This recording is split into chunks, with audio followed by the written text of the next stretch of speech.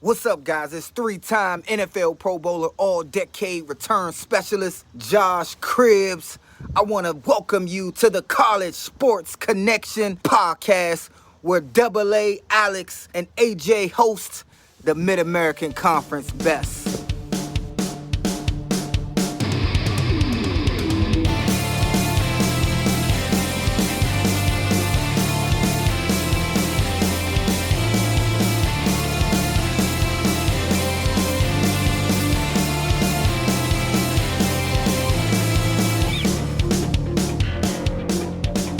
All right, everybody, welcome back to the College Sports Connection podcast. I'm your host, Alex the Captain. Joining me, as always, it's AJ the Guru. What's going on, everybody?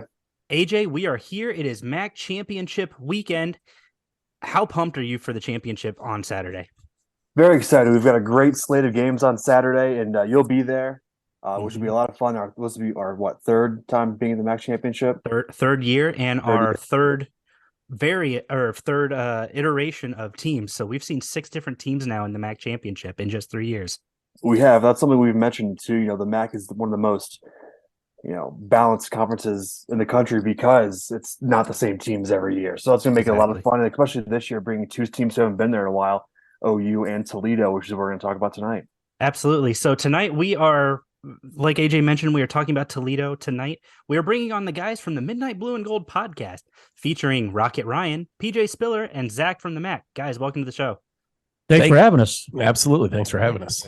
We're just glad you're not particular who you have on, Oh, well, we realize we have to occasionally let everybody onto the show to reach a broader audience. We can't be too picky. You're kind of like Oprah. You get an appearance, and you get an appearance. Exactly. But no, guys, thank you so much for coming on the show. So let's talk Toledo. Not how you want to go into championship weekend. You are on a 2-game losing streak. The loss to Western Michigan this past weekend, 20-14, and then the loss the week before, the heartbreaking loss to BGSU. We won't talk about that one too much. But what are your guys' thoughts as fans, as kind of our Toledo experts? Where's your headspace going into championship weekend right now? Well, the depression is finally starting to lift a little bit after a very rough week or weekend, extended week for UT Sports. Not only did the football team lose to BG and then lose to a Western team that only had 188 total yards. Yeah, our men's basketball team lost a couple, and the women's basketball team lost a couple. So the depression is starting to lift right now. But as we look forward to the MAC championship, it's a new week, Dagon. Yeah, it's a new week, and like you said, it's not the way we wanted to do it. We didn't want to back in here with 2 losses and no momentum. So it's a lot of mixed feelings on my end. I'm gonna put it right on the table here. Will be honestly surprised if the Rockets come out and win this on Saturday. I always predict a win, but the way this team is rolling downhill in a bad way, I just don't see it. I mean, that Pat and I were just talking before the show here when Tucker Gleason came in replacing Daquan Finn, took him right down the field and scored, and then you put Finn back in, he throws a pick 6. What the hell's going on? I mean, yeah. That's just, to me, that was the ball game right there. The momentum turn. You had eyes on the game. I was watching on TV while I was at work. It made no sense to me. The announcers or the broadcasters in the game said they were trying that Finn, or I'm sorry, Coach Candle had told them he wanted Finn to have one good series that was positive as far as moving the team downfield, scoring, whatever. But he didn't have it. And I agree with Ryan that at that point in the game, when you pull Gleason and put Finn back in just to get a positive outcome for that game going into the MAC championship, no. I think you need to leave. You need to leave Tucker Gleason in and get the whole team on a roll, as he did in that one series. And I think the outcome would have been different. Yeah. I was going to say, I watched a little bit of that game as well. Obviously, as we were preparing to see kind of the direction Toledo was going. We knew on Wednesday, Ohio had locked up the East Division after their massive win over Bowling Green. The thing that really kind of startled me with what Toledo did was was that back and forth. I understand wanting to get your star quarterback reps to kind of get back into game motion. I get that.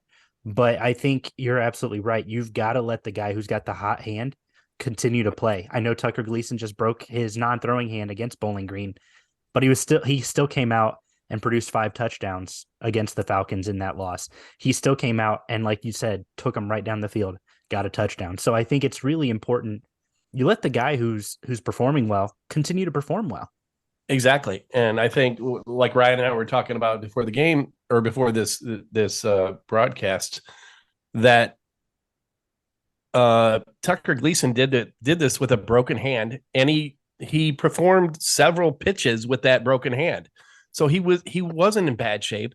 And when you've got Finn in there, he's not at a point in his career right now where he can do things without the run game. And having an ankle injury, if he can't run, the defense is very narrow scoped. Yeah. They have tunnel vision then, and he can't perform the way that he does.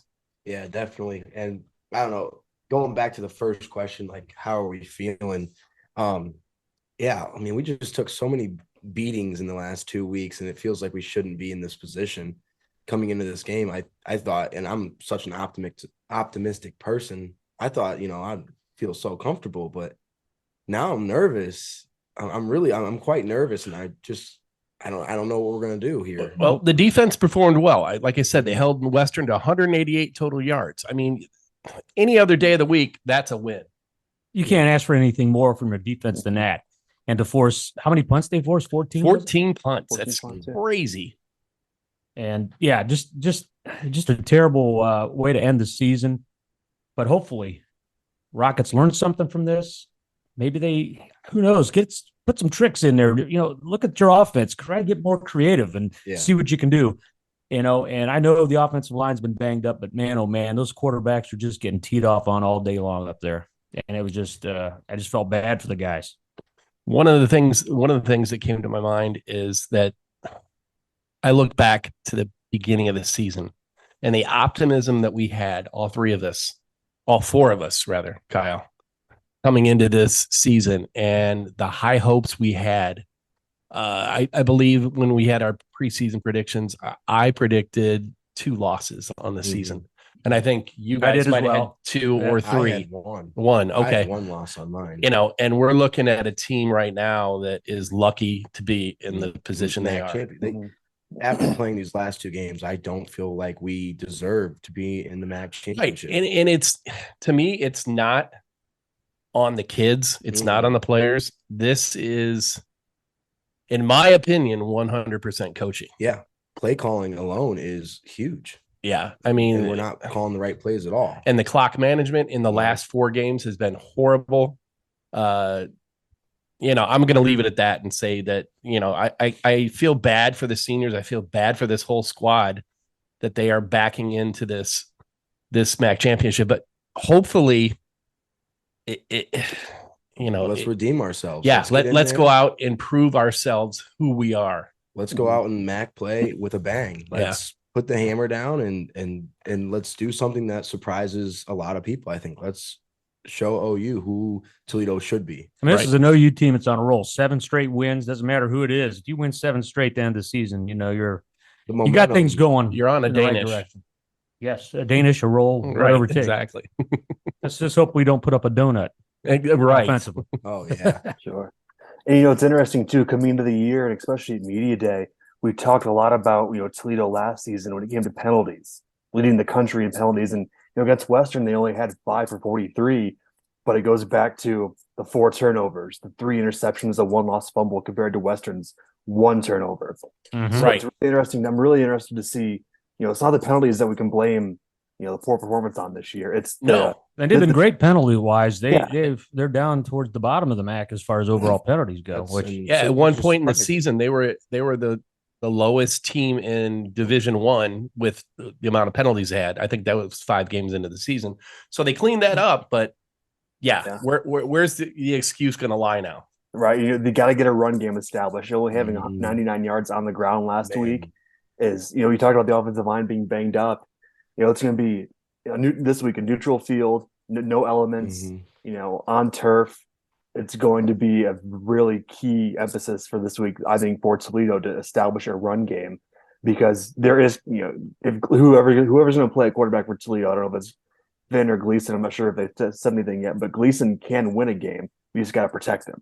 And I think that's going to be the biggest thing for Toledo to win this week. And one of the things that I noticed in the game against Western, they were running Penny Boone really well in the first half. That's what I was going to say. And then all of a sudden it disappeared. I heard he got banged up. He did limp off the field at the end of the first half, I think, or maybe the start of the second. Okay. But he had 15 carries, 70 yards, averaging 4.7 yards a pop. Being a bruiser. He was doing what Penny Boone does. And then they bring in Jacquez Stewart, who was our leading rusher at the beginning of the season, doing great things. And it didn't look like he could get anything moving. I think he averaged something like 3.5 yards a carry. What I didn't like, the one big thing that really disturbed me was we did that weird thing with Finn and Gleason where we switched them back and forth, but we didn't do that with anyone else.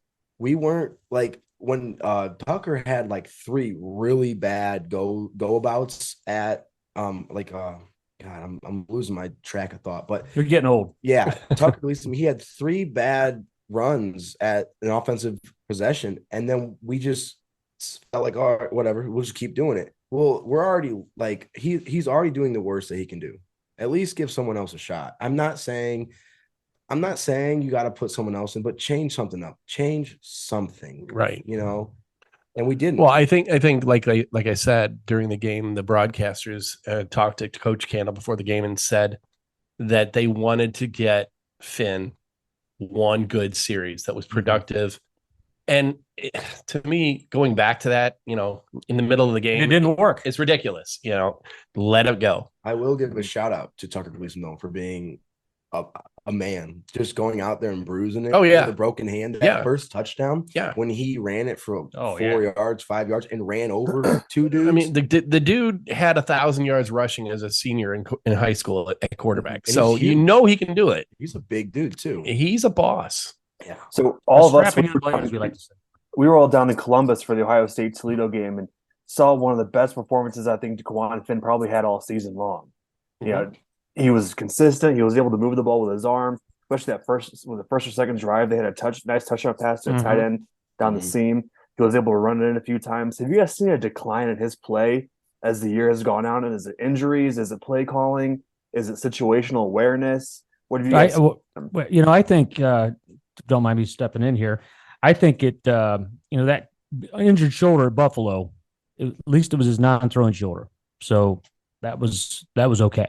I mean, not that don't want to see anybody get hurt, but I do think that high ankle sprain against Ball State at the end of the game is what did it.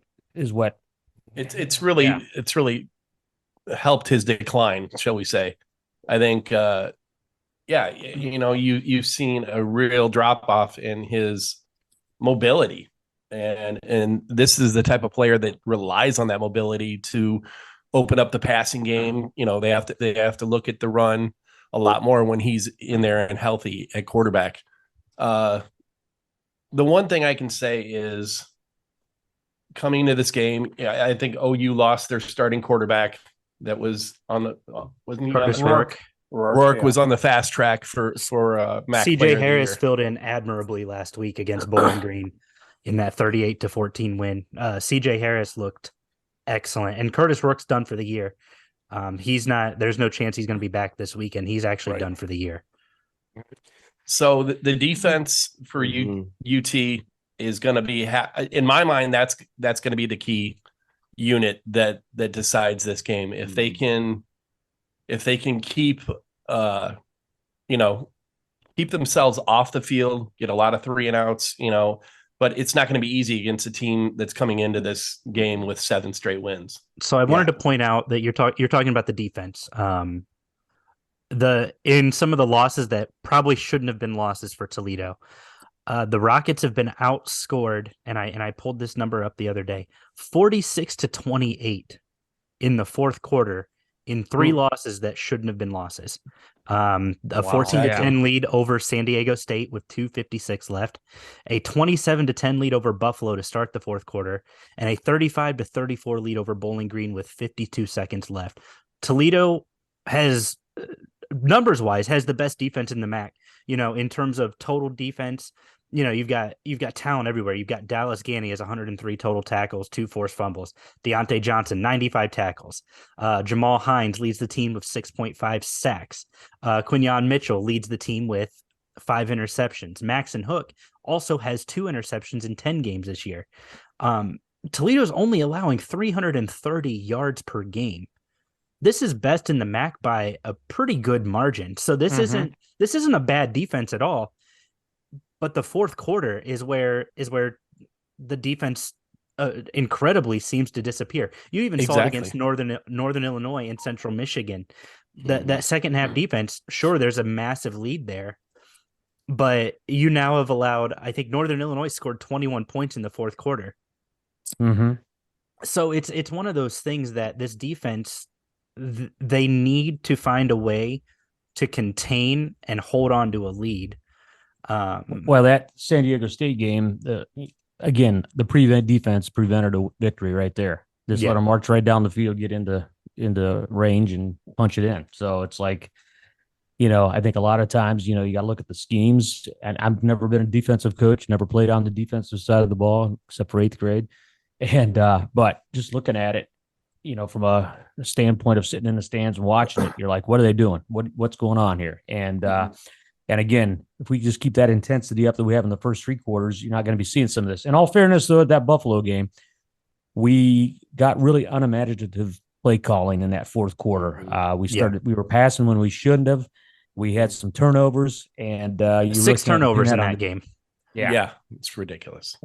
2 fumbles, 4 interceptions, and that was a tough game, right? You talk about that fourth quarter and Buffalo really clamping down. Toledo was well on its way to another victory, 27-10 going into the fourth quarter, and I think a couple of the things in that is ball security has been a major issue for Toledo, both with throwing interceptions and fumbling the ball. Toledo is actually -5 in turnover margin in the MAC this year.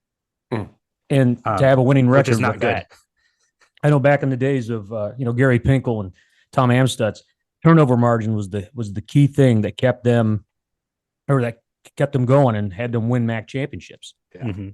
So AJ, going back to the defense, I would be really interested to see if they broke those matrices down to fourth quarter defense.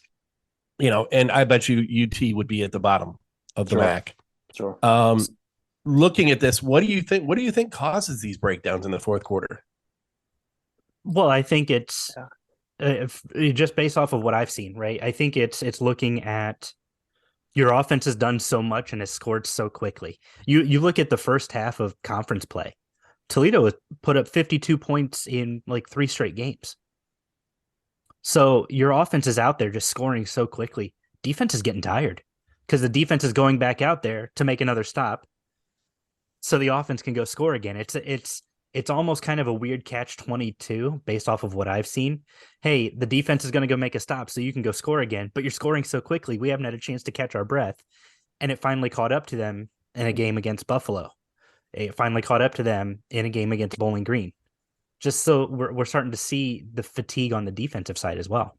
Right. I watched that last play against Bowling Green, and there was 5 missed tackles on that play. Yeah.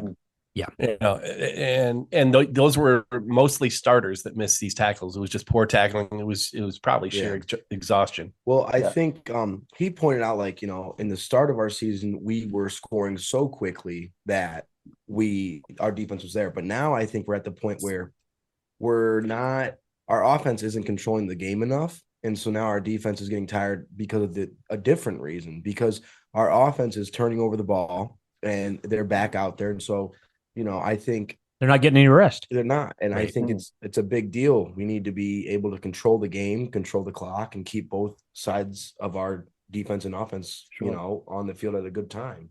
And we didn't mean to join you on this podcast to be a bunch of downers, but just at the last 2 weeks, and I even said, after that win, was that Eastern? No, but in Ball State. I'm sorry. Okay, when our last two will be 9-3. That's a decent record going into that MAC championship.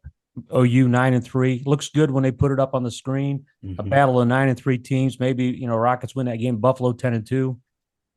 It would have a better look for the entire Mid-American Conference. This year looks like the one back in 2017 when the Rockets went in 10-1, 10-2.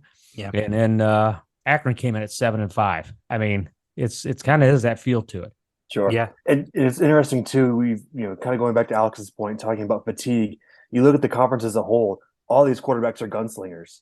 I mean, they can move the ball down the field quickly. And you go back to the Ball State game, you have Carson Steele, who he's going to get to the second and third level. There's going to be a guaranteed 3 or 4 missed tackles every time on him. And so this is one of these, there's a lot of high-powered offenses in the Mid-American Conference this year. And I've got to give a shout out to my guy, Darius Alexander, who started to play a little bit more at Toledo. I'm excited to see that. I called his games in high school. I did high school radio. So I got to cover a lot of his games. And That's right. Watching him go from Fort Wayne High School to Toledo to start to play, he's seeing more and more time every week. So it's really, really exciting for him. And that boy's gotten big, too, compared to what I saw in the senior year high school. So I was going to say, let's move to keys to the game for Toledo. Obviously, there's a lot of there's negativity, and rightfully so. The Toledo team that we saw to start the year is not the same team that we're seeing in the second half of the season. What's it going to take for Toledo to win? Continuity on offense. I think you've got to come in with a game plan and stick with it. There can't be anything like what happened at Western. You've either got to stick with Tucker Gleason or DeQuan Finn, depending on who's healthy and who's ready to go. I think you have to have a balanced offense. I think they've got to get the run going. Run, play action pass to set up or run to set up the play action pass, and vice versa. And I think it's going to take, in my mind, it's going to take 100% complete game, which I don't think the Rockets have put together this year. No, they haven't.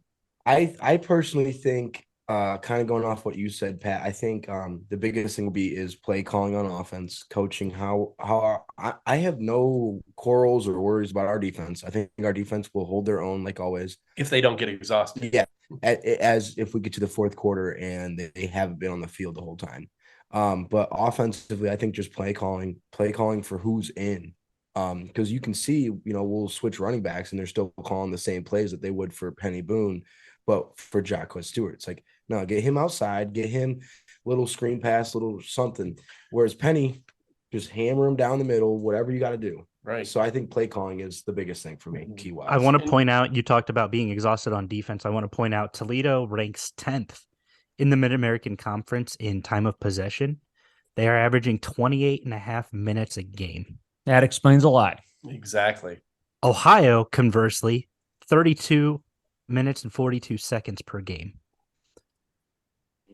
There you go. That 4-minute swing is the difference key. Between 9-3 and 7-5 right there. Exactly. Right. Exactly. 4 minutes. And before we talk too much about again, this is a big old complaining session here. Toledo, you look at the overall NCAA standings, 131 teams. Toledo's defense is 29th out of 131 teams. They're average giving up 337 yards a game. You take away that Ohio State game, would they roll up about 700? Yeah, something like that. Something. I mean, that number you'd be down in the maybe in the teens after that game. But anyway, this is again a good defense. The offense just maybe hopefully they're working on some going to the old blackboard and drawing up some crazy plays this week because hey, it's not going to hurt. Not even crazy plays. Back when Candle first started, bubble screens. Yeah, we don't do that anymore. Wide receiver bubble Simple screens, things, but give the boys something to work with. and those have disappeared over the last few years. The play calling has become very vanilla on offense. Sure. And we've done a lot of talking about the defense. On the OU side at running back, they have C. Bangora, who has 177 carries on the year for 884 yards, 11 touchdowns. Wow. The Ohio State transfer, Sam Wiglis, at wide receiver, 66 receptions for 814 and 11 touchdowns. Now, the throwing is going to be interesting without Rourke behind center. But really, if they can contain Bangora, who's, when he gets the ball, he's a downhill runner. Like I said, just under 900 yards on the year. 11 touchdowns. The kid's putting up some numbers. So it's going to be huge for Toledo's defensive line. The box, really stack the box, keep him contained, and make them beat you on the outside. One of the good things in that, relating to that is I think we've got one of the best defensive lines we've had in ages, at Toledo, and they've been fairly solid at stopping the run, but then they have these blow up games where, they give up, 190 yards rushing against Bowling Green or something like that, and unfortunately, this team is like Jekyll and Hyde to me. It's 1 week, they're amazing in one statistical category, and then the next week they're horrible in the same one. Mm-hmm. Yeah. Well, Desjuan Johnson, what you can say about what can you say about old number one out there? I mean, 15 and a half tackles for loss this year. I mean, if he's not first team All-MAC, then there's something wrong. 5.5 sacks. Of course, Jamal Hines leading the way with 6.5 sacks. So, I mean, these guys know how to get pressure on the quarterback. They know how to get in that backfield. Just got to make this OU back up, put a little pressure on them, and make them scared a little bit, And even getting back to the offense, Demir Blankensee was a great receiver for the Rockets early in the season, and then he kind of disappeared. I don't know whether I think he got banged up in the middle of the season. Yeah, he did. And then they started to go to him a little bit against BG and more against Western, and there just wasn't a connection there. So I think. I was going to actually bring up Blankensee, Jerron Newton, Devin Maddox. I mean, this trio is excellent. Between them, they have like 15 touchdowns. Yeah, and Jerron Newton's a tight end. He's wide receiver. No, he's a wide receiver. Oh, You're talking Jamal Turner. Yeah. Jamal Turner. I'm sorry. Jamal, tomato. 8 touchdowns, by the way. Right. So, this is an offense who they have playmakers everywhere. You talked about Penny Boone earlier. Is 410 yards, 3 touchdowns. Stewart, 566 yards, 3 touchdowns. Micah Kelly, 323 yards with another score. So this is a team who they've got playmakers every single position on offense. But I want to talk about that offensive line. You mentioned it earlier about how they've not been able to protect, losing 2 starters. Yeah. Right at the beginning of the season. Obviously does them 0 favors. Mm-hmm. And Zack knows something about that because he and Tyler Long were high school teammates. Yeah. Well. So, that obviously does them 0 favors. But on top of that, this is one of the worst offensive line we've seen in Toledo in probably, 10 years. Yeah. Rough. And if you know anything about Toledo football is offensive line university. It has been for the MAC, in the past 20 years. You mean it was Toledo that John Greco went to? I believe it was. And Greg Mance.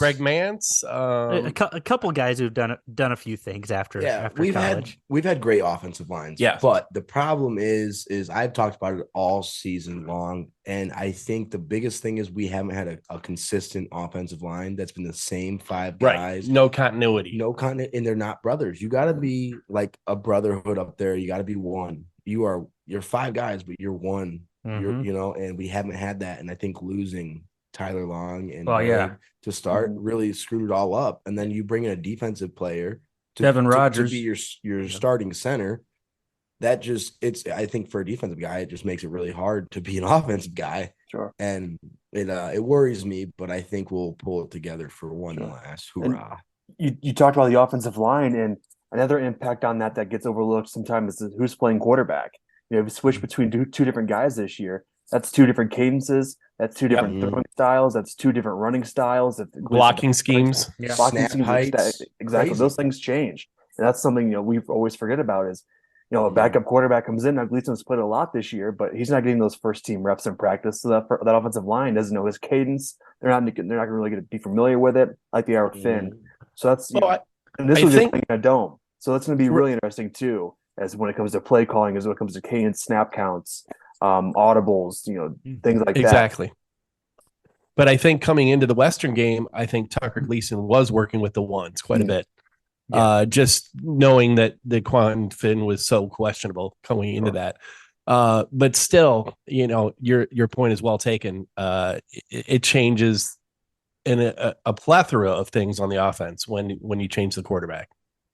Absolutely. Absolutely. So as we kind of wrap this up and just kind of prepare for Saturday, one, excited to be there. I'm sure you guys are pumped to be there. Absolutely. Absolutely.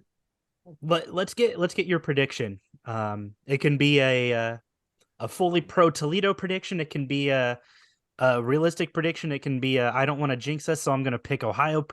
Let's hear your thoughts. I'll let you guys kind of take this. Give me one sentence on what it's going to take for Toledo to win, lose, whatever, and then give me your prediction. Well, I'm going to go ahead and start off by saying I'll give you my prediction first of all. I think OU is going to beat them. 21-18 is going to be a good one. I just think that the inconsistency is just embedded in this program right now. They need something to change, and I hope like hell I'm wrong. And I just think it's going to be one of those where the defense comes up, but maybe a turnover will lead to the winning score for OU. And again, I hope like hell I'm wrong. I am looking at this from a position of, I think going into the game that the coaches will do exactly what I said they won't do. I think they're gonna flop between Finn and Gleason, but I think Gleason will take charge. And if this is totally off the wall, but I think if he takes charge and they leave him in, and we can get a running game going, I'm looking at Toledo 26, OU 23. I hope you're right. A lot of close scoring right there. You both are taking the under too. Yep. So I'm going to go a little bit of the opposite way. I think with these two losses, I think coaching and player-wise, there's a fire lit. We got to do something right now. It has to happen. I think they're going to flip-flop a little bit that first quarter, and I think Tucker will be our guy. I do. But I think our defense will be the ultimatum, and I'm going to say, oh, Lordy Lord, Rockets 28, OU 17. Okay. I got to be optimistic here. And at the time of this recording, kind of interesting. Today, the line was at 4.5. Now it's down to a 1.5 point Rockets favor. It dropped overnight. Dropped after a big they listen to overnight. this. I watched it drop even all day yesterday. It went from 4.5. I saw it at 3.5, and then I went to bed. It was at 2.5.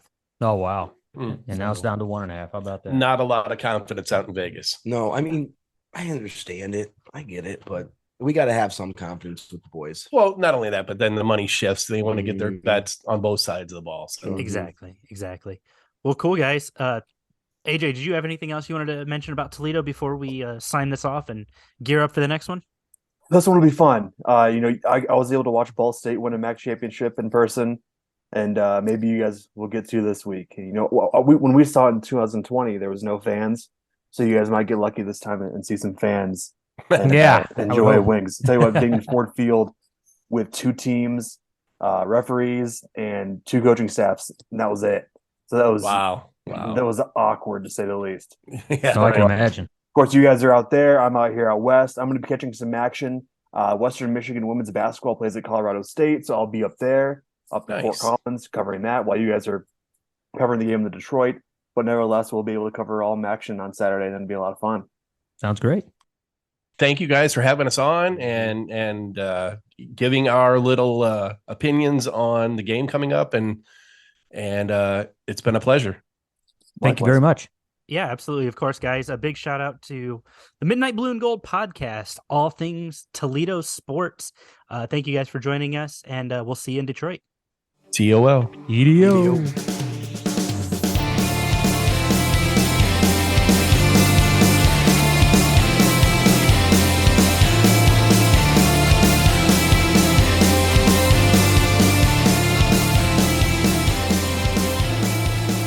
All right, guys, we are back, and we just finished talking about Toledo. Let's talk about the MAC East champions, the Ohio Bobcats. Welcome to the show, Rob Cornelius and Russ Eisenstein. Guys, thank you so much for taking the time tonight to come join us and talk about the Bobcats and their 7-1 MAC record. Thanks, Alex. Appreciate it, man. Absolutely. So let's let's just dive into it. Obviously, Russ, we talked a little bit in the pre-show. Ohio on a 7-game win streak after that, what now looks to be a fluke loss to Kent State. What does this Bobcat team bring to the table that kind of propelled them to the MAC championship? I mean, the green and white is really just gelled. There's a camaraderie with these cats, offense, defense, special teams. Coaching staff has really found the right niche with this team. And you take a look at the 7-game winning streak, and you mentioned that Kent State game, there probably was a pass interference in the end zone.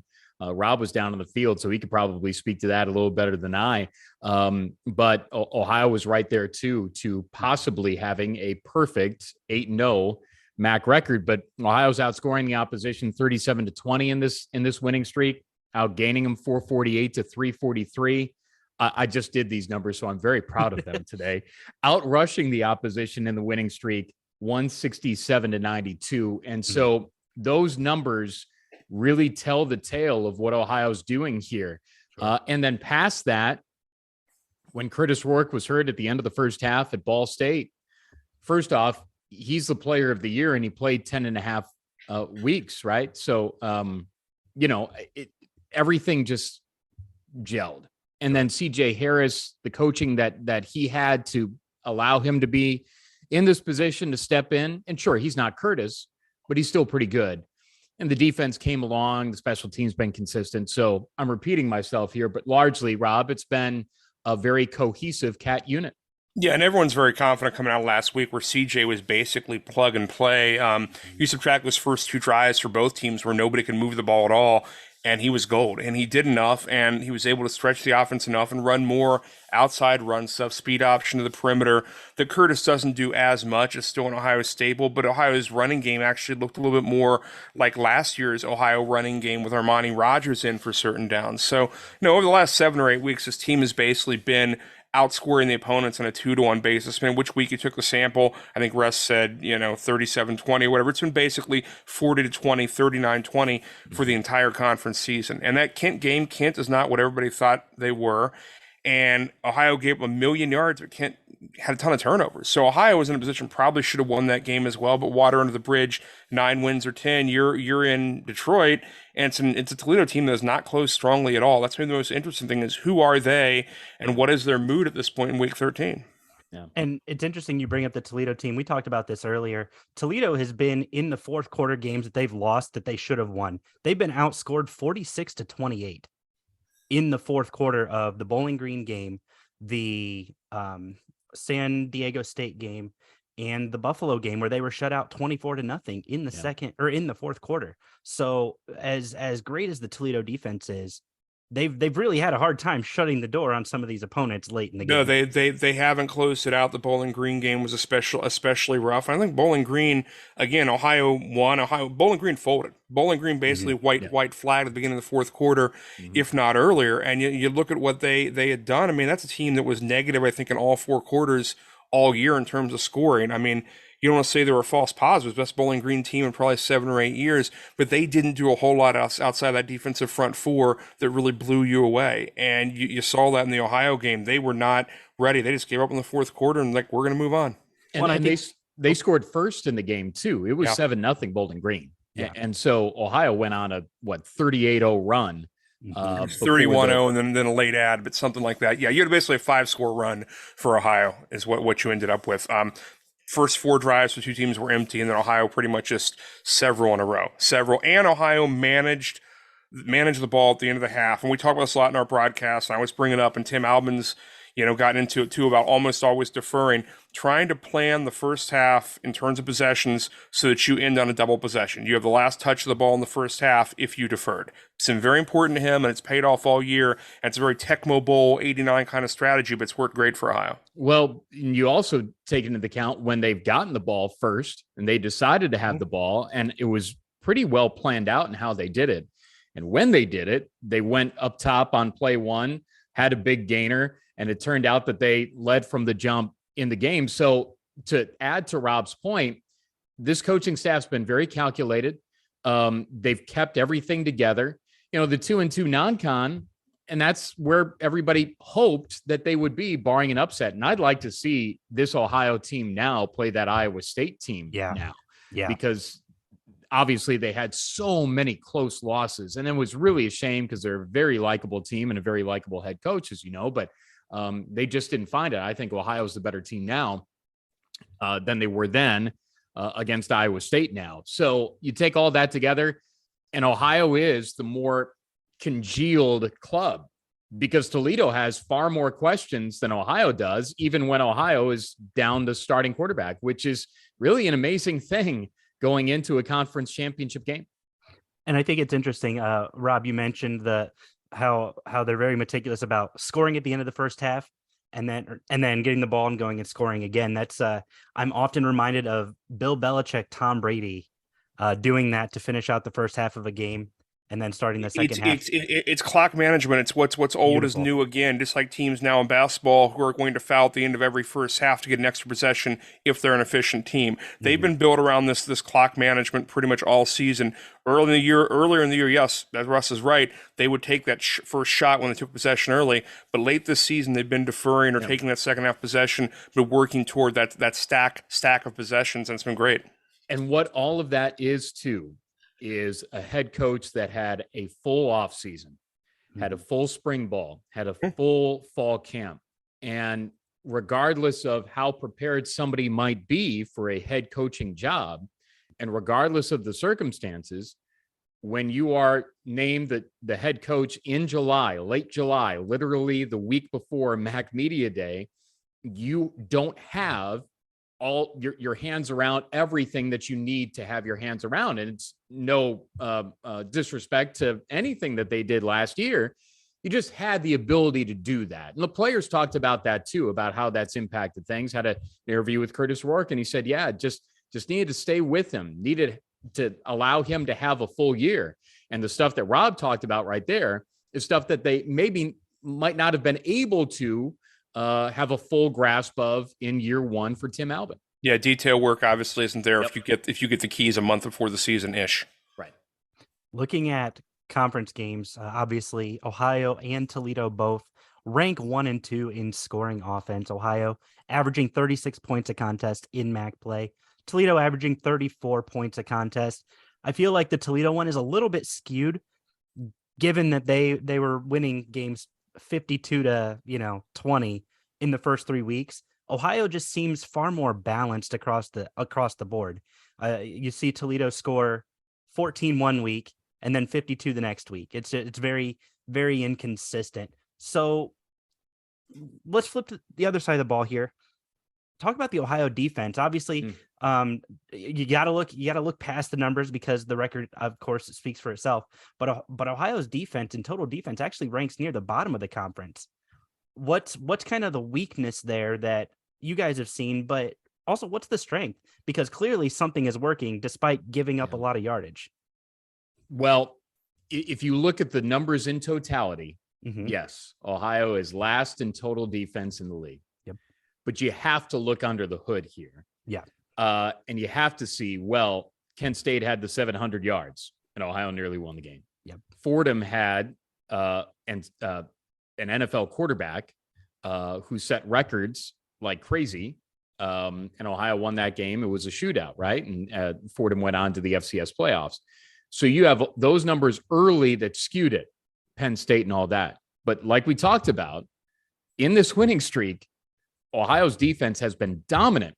Ohio's plus 13 in turnover ratio? When the Bobcats have been good under Frank Solich and now into this, Ohio has been lopsided, positive in turnover ratio. And that's the stuff that what this defensive coordinator, Spence Nowinski, has done and what the team has done has just rolled this thing on down the line. And Rob, that's probably one of the greater examples of numbers in totality don't tell the whole story. No, and Ohio's feasted on turnovers, especially late throughout the season. Western Michigan, Miami, BG. I would say eject that first month, maybe that first 5 weeks, and show where those guys are right now. Basically, they've become a team that doesn't allow more than 3 scores. That's basically what this Ohio defense is. And under Frank Solich, there have been a lot of these defenses that only allowed 20 or 22 points. But the problem was your offense was not markedly better. Your offense was not a 30 or 40-point offense. When the Rourkes got here, when Nathan took over, Ohio went from being a team that won games, we'll say 24-21, to a team that won games 41-26, 41-28, something like that. So what that did is it gave the defense more room to maneuver and take more chances, and the offense was making up for a lot of things. And that's kind of where we got into this year. Now, are we as pass heavy and getting quick possessions, with the backup quarterback as you with Curtis Rourke? No. But for Ohio, locking the other team in it, giving up 21 or 22 points puts you in position to win regardless who the quarterback is. And that's the thing that is different this go around than 2016 when Ohio was last in Detroit. And that was that juggernaut galloping Bronco rode the boat team and PJ Fleck, right? Well, yeah, Ohio was still in that game. And bless their hearts, I mean, the offense, they still had the pieces, but they just weren't as prolific. Poppy White had a big touchdown in that game. Greg Wyndham was Ohio's quarterback, but the defense is what kept them in games. And that was Quentin Bowling and Terrell Basham and Javon Hagan, who was a freshman that year. So to Rob's point, you see Ohio winning in a variety of ways this year, where I don't think Toledo has proven that they can consistently. Ohio has. And that defense, like in 16, is now paired with a really, really good offense too. And it's really, really old. That's really been the key to this defense. I know everyone has ludicrous amounts of 5th and 6th and 7th year guys and transfers and all that. But even by max standards and those standards, this defense is very, very old and very, very deep, especially in the front four. Let's talk about and we got to talk about this because it's a stat, it's a number that everybody keeps talking about. They brought it up last year with Kent State. Ohio is 0-for in the MAC championship game. 0-for-4 actually in the MAC championship game. The longest drought for a MAC championship title. How much do you guys think Coach Albin is kind of reminding the guys, or is he just not bringing it up at all? So we're taping this the night after we did a radio show, and also kudos because our fans are listening to this, I'm sure, and I know Toledo fans are too. But the attendance at our coaches shows this year have just been outstanding, and I'd like to think it's a combination of a lot of things. And Rob hosted one too. Winning does a lot. I think it's how it's broadcasted as well. I think that plays a part, and you also have good answers from coaches and players. And yeah, that's there, but they're not focusing on it. Now, I did ask C.A. Ben-Gura and Tariq Drake last night about what it would mean to get it done. And they both admitted, obviously, that it would be historical and a major thing to win for the first time since 1968, and the longest drought for a founding father of this league. So you wrap all that together. Yes, everyone is aware of it. We asked CJ in postgame last week if he knew, and he did. Rob could speak to it a little bit more about, I guess, to dovetail off this, what it means to be up there and to have that 54 years without winning a championship. But I could tell you from, 15 years of doing this here and us working together that, yeah, everybody's aware, but I don't think they're really focusing on that as much. It will be interesting to see their comments post game, but Rob, you could touch more on the historical. And this one, I think, just snuck up on a lot of people because before this season, be it the media, be it the coaches, nobody had any idea what to make of this Ohio team. You saw virtually no Ohio players on any sort of preseason this or that team, whether it was in the league, whether it was Phil Steele, whether it was anybody else. Nobody knew how to evaluate this bunch. This was generic middle team in the league that no one knew what was going to happen, and they didn't want to be, too high or too low on it. So this kind of came together in a weird way, especially after the first month where folks didn't know what to make of this team. The defense couldn't stop anybody. But you plug in that defense and you kind of move forward with it. Look, this is like the best comparison in sports. This is the Toronto Maple Leafs, the national team of Canada, one of the original 6 teams, the traditional team, period. And they haven't won a Stanley Cup in, I think it's now nearly 60 years, something like that. And Ohio's in the same club. This is that they invented the sport, so to speak. Ohio invented the MAC, and yet it's been for them 50 plus years. So that's kind of where it is. And if it happens this year, in a year unexpected, in a year coming off of 3-9 and no expectations at all, that's going to be the most magical thing for this Ohio fan base to believe this happened this way. And it's about time. And it's okay. And we've talked about it. And I've mentioned this to the players as well, that it's okay that the media didn't have the answers or didn't know what to think about Ohio because nothing was proven yet. And Tim Albin said, and he said it multiple times, and I'm grateful that he is of this mind, because there are a lot of coaches that would say, see, they didn't know what they were talking about. They're just dumb. And, we were going to prove them. Cheap motivator. Right. No. He said on that day, and he said it since, that's where we deserve to be. Hadn't earned it yet. Correct. And so he also said that he felt that they could have a championship contending ball club. And he said that at media day. So you blend all of this together. And for broadcast folks like Rob and I, it's good to work with a crew like that because they don't see those preseason predictions coming from the enemy or that they were going to prove them wrong. Well, we've talked through all of that and it's okay. And Ohio deserves to be in the spot that they're in right now. Sure. Yeah. I mean, I remember speaking with you guys at media day and just kind of talking to other media members. Nobody knew where Ohio was going to finish, especially after last season where they finished 3-9, I believe was the record, 3-5 in conference play. A lot of question marks going on. I mean, it seems like they returned a lot of the team from a year ago. So just a lot of people not really knowing. I mean, we saw it with Bowling Green as well, kind of came out of nowhere after last year. And we're competing for a divisional crown up here at the last week of the regular season. So it's really interesting. That's something that we love. And I think sometimes hate about the MAC, the parity, the top to bottom, you don't know what's going to happen. So let's talk about some standout players really quick. Obviously Curtis Rourke is not playing this weekend. He's out for the season. CJ Harris, you talked about stepping in, plug and play, looked excellent against Bowling Green, saved those first two drives. I think you guys mentioned. Who are some other key players offensively, defensively that you guys expect to have big games this weekend?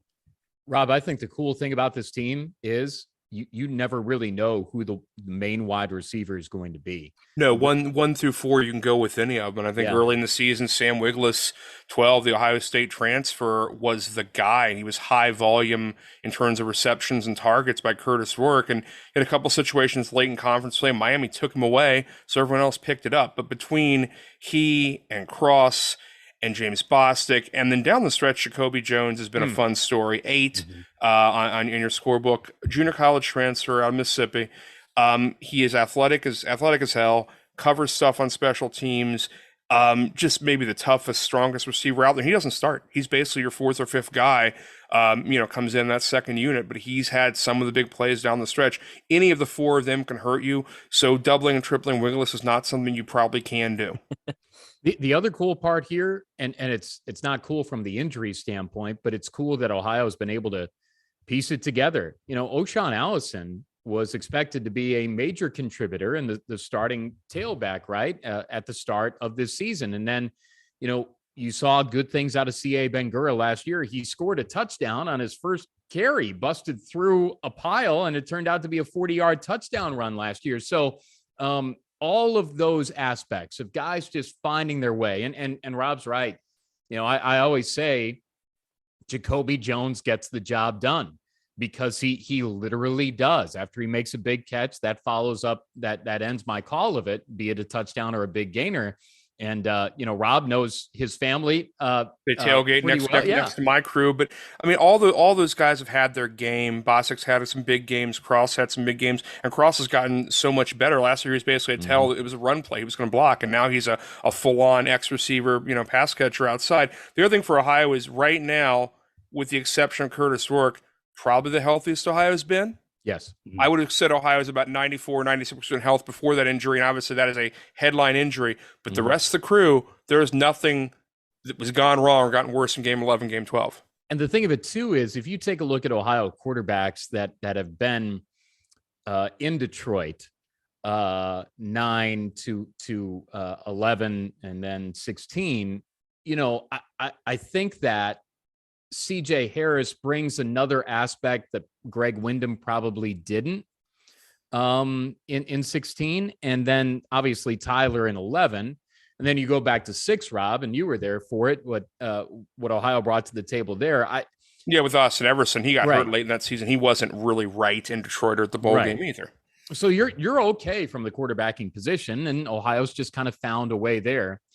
And I think from a defensive standpoint, Tariq Drake, 6-year guy, so excited to play it in Detroit, deserves to be there. Then you got a guy like Zack Sanders, who's a Missouri State Bear, transfer, bet on himself, and he's made big time plays. Multiple games of interception. So everywhere on this team, and then how this offensive line is veteran, and they've allowed this to go with multiple quarterbacks, multiple running backs. It really is a team.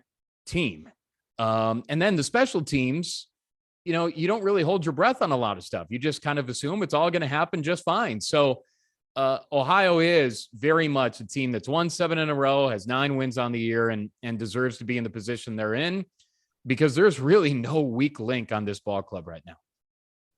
Speaking of no weak links, I think if you look at anything hard enough, you can find a weakness, right? I think that's very well documented throughout history. And again, part of the reason we love the MAC is teams deserve to be in places where they're at.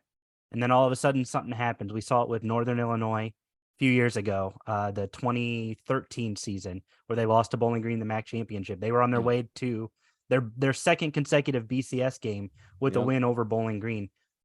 We saw it with I'm trying to think. There was another game a few years ago where we saw another upset. Oh, it was Ball State Buffalo, just 2 years ago, where Ball State was not given a chance to beat Buffalo, and they came away with a 10-point victory. What do you see could be the hiccup for Ohio in this game? Could it be the spotlight's too big? Could it be the expectations get to be too big? What do you see could be the potential where Ohio goes home 0-5 in this game? Toledo's defense is really good, Rob, and you just wonder how many big plays that a number of those guys make. Is Ohio going to stay on schedule? And will Toledo's, because there are a lot of good ones there, make big plays? That's what I look at, and you wonder early if Toledo's defense is really going to be what they very well can be. Yeah, and for Ohio, again, I think Ohio has been great against the run over the last 6 weeks. Can Ohio force Toledo to be pass heavy when they've had a quarterback who's been, again, missed a lot of time down the stretch and has not been right over this last month or so? I think for Ohio, no one's torn them apart throwing the ball in a long time. That's a week 4, week 5, week 6 thing. Maybe Akron, the last team, even put some stuff on tape. There were a couple drives in the Ball State game that worried you when Ohio was playing with the league. Give a couple things I hate. I call them 90-second drives. Or drives are basically 2 minutes or less. Ball State did counterpunch twice pretty easily, albeit in the midst of their turnovers. But that's my only concern. Some quick strikes. It was Ohio with CJ is probably a little more deliberate on the offense and a little less open.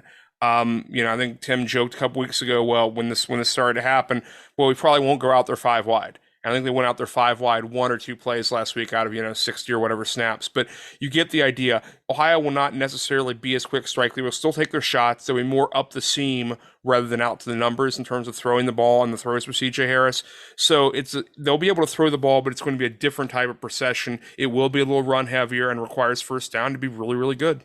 I wonder what Ohio's game plan is like, special for a quarterback that clearly isn't 100%. And you hope that he's all right. I mean, he's still a human being. So, but from a confines of football, you've got to use that to your advantage. Mm-hmm. And these guys on the front for Ohio, the Vonnie Watkins, the Kai Caesar, and then the linebacking core. Big emotional hitters. Key Thompson, Bryce Houston, they are bringing it. And they've gotten home a lot. So you wonder, all right, how much can they dial up the heat on Finn? And then from Ohio's offensive line standpoint, this is going to be the best defense that they've seen in a number of weeks, and probably since, Iowa State. I want to say early, because that Iowa State, even with the losses, Iowa State's defense was pretty good. Now, they were good and broke our backup quarterback, obviously, as well. For Toledo, again, the thing that Toledo always done, this is 25 years of me watching them doing this, Toledo's always penalty heavy. If they're disciplined at all, they have a much better day. And that's the big part of it. So they nearly lost the Eastern Michigan game because of the issues that they had. Yeah. There were a couple of drives that continued in that game because of personal fouls. There was an interception early in the game that was overturned so Ohio hasn't had that. Mm-hmm. And it is what it is. And I'm not saying that Toledo's an incredibly undisciplined ball club or whatever, but they've shown what they are in that regard. So who's going to keep their cool? Who's going to be calm in that environment? And Rob's right. And all of this adds to the fact that Ohio walks into Ford Field as probably the better team, the team that people are expecting to win, I would imagine. Mm-hmm. And they feel that they can and should win. So this is an interesting deal this time compared to 16. And compared a lot more confidence here, too. A lot more confidence going to this game that you are equals, if not better, where you were essentially, the second or third star behind. Here is a team that could go to the BCS. Here's a team that has a bunch of guys getting drafted. This is not that. Yeah, absolutely. You mentioned Toledo with their penalties. Ohio actually leads the conference in being the least penalized team. Yeah. This season they are averaging in conference play just under 5 penalties a game, which is critical. Toledo sits at 7, averaging 7 penalties per game. This is a much better Toledo penalty team than they were a year ago. They led the country in penalties, averaging 10 a game. So they cleaned that up a little bit, but I think that your point on the penalties is super, it's super valid, super relevant. I wanted to ask about one player because I saw this when I was doing my research, and I have to ask how much poetic justice would it be for Tyler Toledo to score the game-winning touchdown against Toledo? I know it's not going to happen. I'm looking at his stats here, but how awesome would that be? I guess, Rob, based on what we've seen, it's been all hands on deck through all really of has this. Been. You've legit, when this running back room has been really, really hurt all year, against the healthiest it's been. We mentioned O'Shawn Allison, never really played this year. Julian Ross in his 6th year or whatever is finally starting to come back and show a little sub-duty late. But you're right, Toledo's actually played in some important times. We even brought back a guy basically from 6th year, but wasn't even planning to play this year, Jake Netherton, a long-time walk-on from Miamisburg. We've run guys 1 through 6 out there at critical times, and obviously CA has the best burst of those guys, but I wouldn't be surprised to see Toledo or frankly anyone else at any point in this game. Tim Alba and this offensive staff have a way of just putting guys in places where they work. It's a tiny, minor little thing. There's a guy I love in this defense who's my size, played tiny high school football in Ohio, near Cambridge. Dude's basically 5'10", 2.25 or something, but he comes in like what I call Rudy downs on 3rd and long toward the end of the game, even when the game's still in doubt, named Shane Bonner. Tim just throws him out there because he knows he gets good energy, two good plays out of him. They know how to get the most out of guys on this roster, 1 through 60, if not deeper. And there's a lot of little pieces here, little guys. Again, we see all the subtle things. Most fans don't know who guy 65 is, but the way they manage his kids is really, really impressive to me. He's got to be, and I know it's a down year for the league, but he's a runaway coach of the year. Oh, absolutely. And the staff too. On what they've done from, the preseason predictions and 3 wins last year to this winning streak now. And the last time Ohio won 8 in a row, unless I missed something here, is 1968. Won 7 in a row in 2012. And so you pile all of that together, and I think just from an environment standpoint, it's going to be incredibly interesting because Bobcat fans are pumped. Mm-hmm. They're all converging on Ford Field. And I think a great deal of this fan base, probably nervous based on the years, but really expects to win this game. And I think it'd be interesting to take the pulse of what Toledo fans are feeling right now. And again, I don't know them or monitor their message boards or whatever, but I would guess that there's not as much buzz or as much rocket fuel as Ohio fans have right now. Well, they're picked to win the West every year, and then here they are at essentially 7 wins again. They always seem to be they're there, but they're always underwhelming by a game or two. People have been waiting for Toledo to grab this West by the throat for the last 5 years, and it just sort of hasn't happened. Yeah. Well, and that's the thing too, is in speaking with our Toledo representatives last night, there is definitely some concern. There's questions with, is DeQuan Finn going to start? Is Tucker Gleason going to start?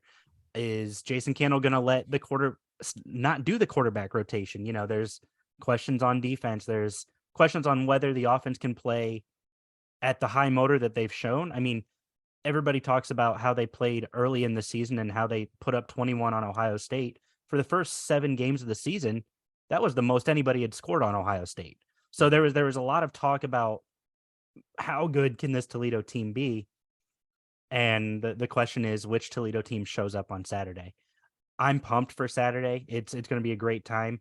I'm excited to see you guys to talk shop at Ford Field. I think that you're absolutely right. From what I've seen on Twitter, Bobcat fans are really excited. I know that a lot of Toledo fans, because they clinched the division early, have already started purchasing their tickets. So I'm expecting a huge turnout. I'm not expecting 45,000, but I'm expecting 25,000 at least up at Ford Field this weekend.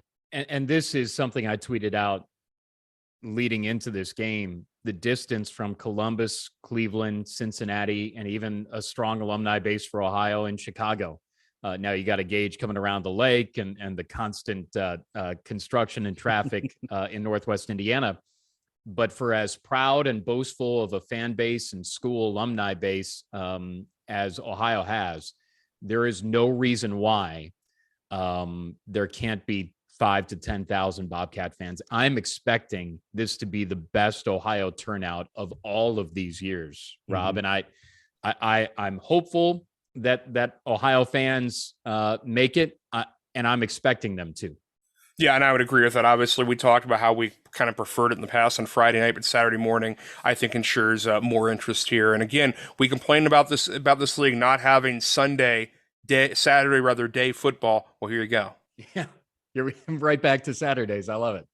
Absolutely. Well, guys, thank you so much for coming on, for talking shop about the Bobcats, the MAC East champions. Looking forward to a great battle up at Ford Field between Toledo and Ohio. It's going to be a good one. Thanks for joining me, guys. See you on Brush Street, dude.